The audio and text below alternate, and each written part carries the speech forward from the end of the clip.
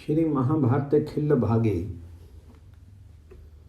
13वें अध्याय में बलराम द्वारा धेनुकासुर का वध और भय रहित ताल वन में गवों तथा गोपों का विचरण। वैशंपायन जी कहते हैं, जन्मेजय, जब श्री कृष्ण ने जमुना जी के कुंड में रहने वाले नागराज कालिया का दमन कर दिया, उसके बाद से वे दोनों भाई बलराम और श्री कृष्ण प्रायः उसी प्रदेश में साथ साथ विचरा करते थे। एक दिन वसुदेव के वे दोनों पुत्र गोधन के साथ विचरते हुए परम रमणीय गोवर्धन पर्वत के निकट आए। वहां उन दोनों वीरों ने देखा, गोवर्धन से उत्तर दिशा में जमुना के तट का आश्रय लेकर के एक विशाल एवं रमणीय तालवन शोभा पा रहे। ताड़ के पत्तों से विस्तार को प्राप्त हुए उस रमणीय तालवन में क्रीड़ा परायण होकर के वे दोनों भाई दो उद्दंड बछड़ों के समान बड़ी प्रसन्नता के साथ विचरने लगे। वह विशाल प्रदेश सदा ही चिकना रहता था। वहां ढेले और पत्थरों के रोड़े नहीं थे। वहां के स्थलों पर प्रायः दर्भ, कुश, दूर्वा आदि फैले हुए थे। उस स्थान की मिट्टी काले रंग की थी।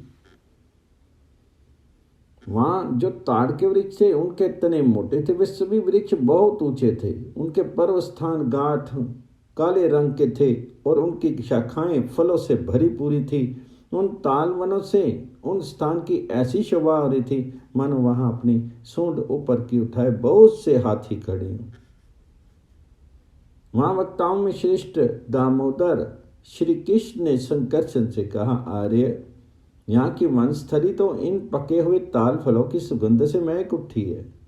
ये काले और सुगंधित ताल वन अवश्य ही स्वादिष्ट और सरस होंगे। हम दोनों भाई साथ साथ रह करके शीघ्रतापूर्वक कदम उठाते हुए इन फलों को यहाँ गिरा में, यदि इनकी गंध ऐसी है तो अपनी मधुरता से हमारी घ्राण इंद्रियों को तृप्त किए देती है, तो मेरा विश्वास है कि इन फलों को अमृत तुल्य रस से युक्त होना चाहिए। दामोदर की ये बात सुनकर के रोनी नंदन बलराम हंसते हुए से पके हुए ताल फलों को गिराने के उद्देश्य से उन वृक्षों को हिलाने लगे। उस तालवन का सेवन मनुष्यों के लिए असंभव हो गया था। उस वन को इस पार से उस पार तक सकुशल लांघ जाना अत्यंत कठिन था। यद्यपि वह सारभूत स्थान था, तथापि राक्षस के घर की भांति मनुष्यों से शून्य दिखाई देता था। गर्दभ रूपधारी धेनुक नामक दारुण दैत्य विशाल गधों की टोली से घिरा हुआ उस वन में रहता था। वह गधा असुर उस तालवन की सब ओर से रक्षा करता था। उसकी बुद्धि बहुत ही खोटी थी। वह मनुष्यों, पक्षियों तथा हिंसक जंतुओं को भी आतंकित किए रहता था। उन तालवनों के गिराने से जो धमाके की आवाज होती थी, उसे सुनकर के धेनुकासुर सहन नहीं कर सका। जैसे ताल ठोकने की आवाज सुनकर के हाथी कुपित उठता है, उसी प्रकार वह भी अत्यंत क्रोध में भर गया। वह उस धमाके के शब्द का अनुसरण करता हुआ बड़े रोष के साथ चला। घमंड में भर करके अपने अयाल और सिर को घुमाता आ रहा था। उसकी आंखें स्तब्ध हो गई थी। वह बड़ी पटुता के साथ रेंक रहा था और अपनी टापों से पृथ्वी को विदीर्ण सा किए देता था। उसकी पूंछ घूम रही थी, रोंगटे खड़े हो गए थे। वह मुंह बाएं हुए काल के समान जान पड़ता था।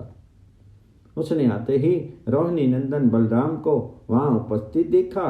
ध्वजा किसी आकृति वाले अविनाशी रोहिणी कुमार को ताड़ों के नीचे खड़ा देख करके दांतों से ही शस्त्र का काम लेने वाले उस दुष्ट गधे ने उन्हें दांत से काट दिया।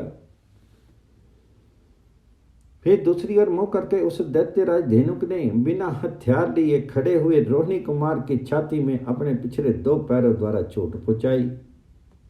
तब बलराम जी ने उस गर्दभ रूपधारी दैत्य के उन्हीं दोनों पैरों को पकड़ लिया तथा उसके मुंह और कंधों को घुमाते हुए उसे ताड़ वृक्ष के ऊपर दे मारा। उसकी दोनों जांघें, कमर और गर्दन टूट गई। पीठ की हड्डी भी चूर चूर हो गई। उसकी आकृति बहुत बिगड़ गई और वह गर्दभासुर तालवनों के साथ ही पृथ्वी पर गिर पड़ा। धेनुकासुर को प्राण शून्य और श्रीहीन होकर देख पृथ्वी पर पड़ा देख बलराम जी ने उसके दूसरे भाई बंधुओं को भी उसी प्रकार ताड़ वृक्ष पर दे मारा। वहां की भूमि गधों की लाशों तथा गिराए गए परिपक्व ताल वनों से आच्छादित होकर के, जिसमें शरद ऋतु के लक्षण प्रकट नहीं हुए हों और बादल छा रहे हों, ऐसे आकाश के समान शोभित होने लगी। सेवकों सहित उस गर्दभ रूपधारी दैत्य के मारे जाने पर सरम्य तालवन और अधिक रमणीय प्रतीत होने लगा। उस शुभ तालवन का सारा भय दूर हो गया। उसके एकांत प्रदेश का भी सबको दर्शन होने लगा तथा उस उत्तम वन में गौएं सुखपूर्वक चरने लगी। तदंतर वन में विचरने वाले सभी गोप उस तालवन में जा घुसे। उसका शोक, भय और आयास दूर हो गया। अतः वहां सब और बारंबार विचरण करने लगे। तदंतर जब गौएं सुखपूर्वक सब और फैल करके चरने लगी, तब गजराज के समान पराक्रमी श्री किशोर बलराम वृक्षों के पत्तों का आसन लगा करके यथोचित रीति से बैठ गए।